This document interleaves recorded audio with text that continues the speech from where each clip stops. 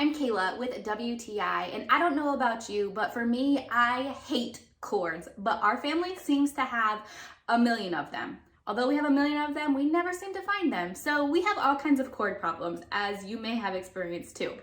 But this cord organizer has changed the game for us. What I love about this organizer and what I specifically bought it for was to keep it in our junk drawer, to make it a little less junky. What's awesome is this holds not only the cables themselves, which it has 5 different spaces to hold cables, but it also has another opening that we like to hold the actual charging port to it.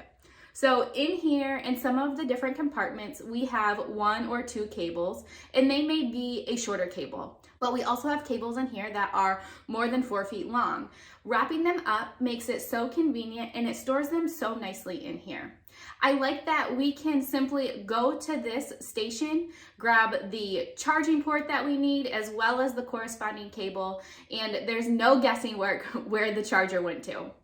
What's really nice about this organizer is you can keep it in a drawer like we do for convenience, but it's also nice enough to keep out on a countertop or out on a desk for easy access. So if you're ready to know where your cables are, check out this cable organizer box. But that's just our point of view.